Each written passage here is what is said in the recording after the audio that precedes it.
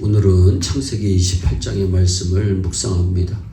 야곱이 어려운 상황에 처했습니다. 가다가 들에서 자고 가다가 들에서 자고 며칠을 그렇게 초췌한 모습으로 가야 합니다.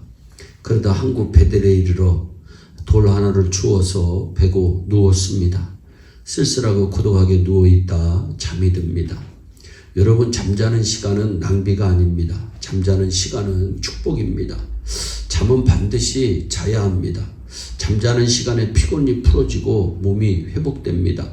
시편 127편 2절에 그러므로 여호와께서 그 사랑하시는 자에게 잠을 주시는도다 말씀합니다. 야곱이 광야에서 돌베기를 베고 이런저런 생각으로 뒤척이다 잠이 들었는데 황홀한 꿈을 꿉니다. 사닥다리가 하늘 끝에 닿았고 그 사닥다리를 천사가 오르락내리락 하는 것이었습니다.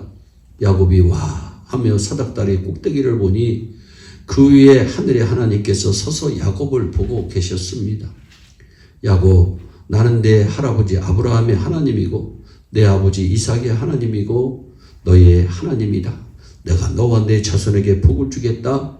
내 자손이 땅에 편만하게 될 것이며 열국 백성이 내 자손을 인하여 복을 받게 될 것이다. 네가 어디를 가든지 내가 너와 함께 할 것이다. 내가 너를 떠나지 아니할 것이다. 내가 네게 명한 일을 다 이룰 때까지 내가 너와 함께 할 것이다.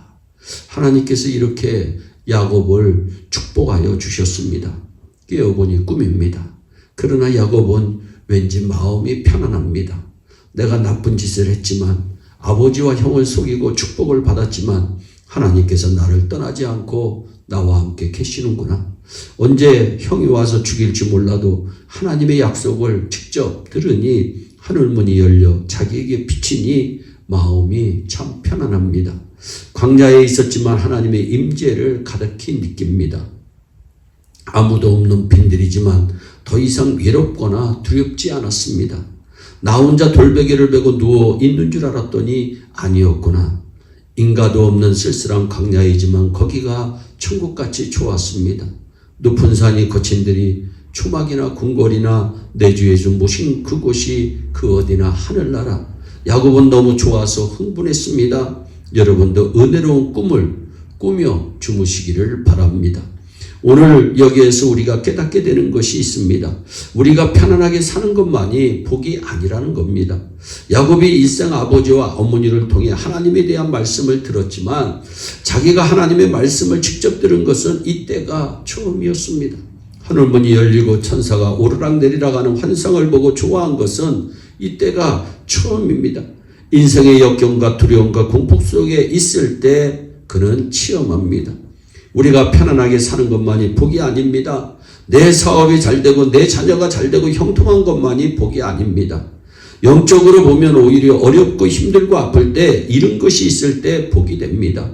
우리가 어렵고 힘들 때 하나님 가까이로 나아가고 믿음이 더 강해지고 하나님께 깊이 뿌리를 내리게 되기 때문입니다.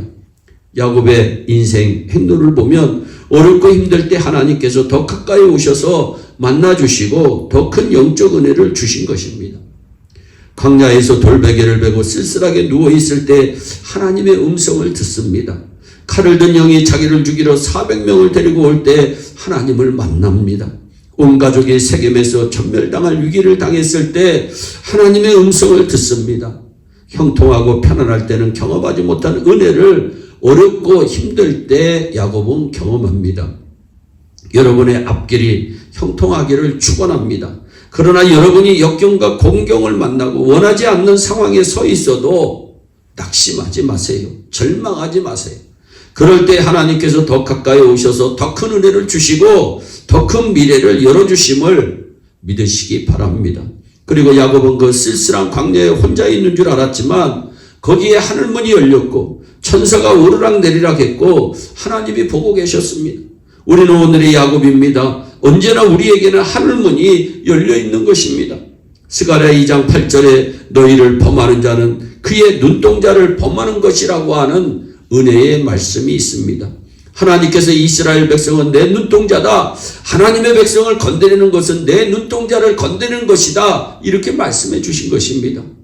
신명기 32장 10절에도 여호와께서 그를 황무지에서 짐승의 부르짖는 광야에서 만나시고 호위하시며 보호하시며 자기 눈동자같이 지키셨도다 말씀합니다. 여러분과 저의 인생길에도 위험한 일이 많았지만 하나님께서 눈동자처럼 지켜주신 줄로 믿습니다.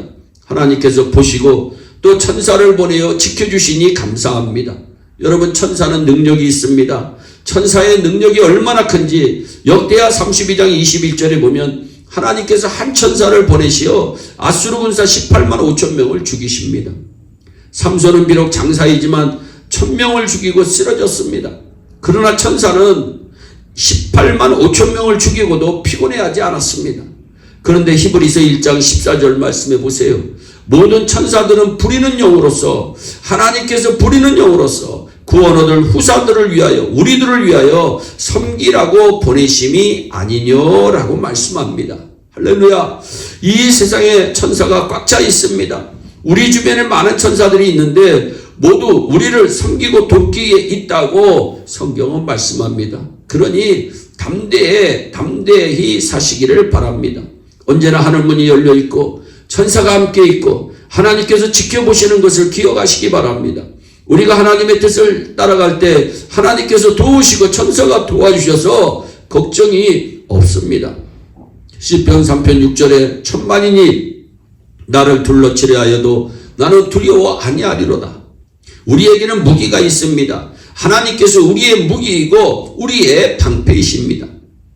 가끔 무섭고 걱정이 될 때도 있습니다. 그때 하나님은 나의 방패이시다. 천사가 나와 동행하고 있다. 누가 나를 죽이려 하면 하나님께서 반드시 그를 죽일 것이다 라고 생각하면 마음이 얼마나 편한지 모릅니다.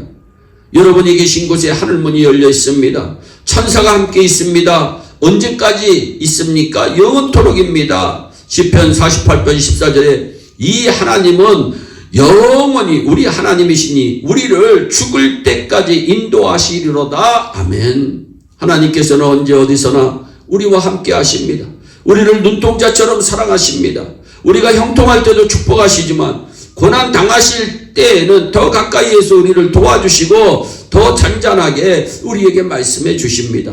형통에도 괴로워도 낮에도 밤에도 여름에도 겨울에도 살 때도 죽을 때도 하나님께서 언제나 우리와 함께 계십니다. 천사도 언제나 우리를 도와주십니다. 그리고 우리는 천국에 갑니다. 언제나 하나님과 함께 담대하게 행복하게 웃고 노래하며 사시는 축복의 귀한 삶이 될 수 있기를 주 예수 그리스도의 이름으로 축원합니다. 기도하겠습니다. 사랑의 하나님 참 감사합니다. 야곱을 축복하신 하나님, 우리 예일의 온 성도들을 축복해 주시기를 원합니다. 천사들을 보내시어 우리 예일의 성도들을 지켜주시고 하나님 천사들과 함께 승리하는 축복의 주인공들이 다 될 수 있도록 은총을 베풀어 주시옵소서. 오늘도 이 말씀을 듣는 모든 자들이 주의 은혜 가운데 승리할 수 있도록 은혜의 담비를 내려 주옵소서. 감사하고 예수님의 이름으로 축복하며 기도하옵나이다. 아멘. 오늘도 주 안에서 승리하는 복된 하루 되시기를 바랍니다. 감사합니다.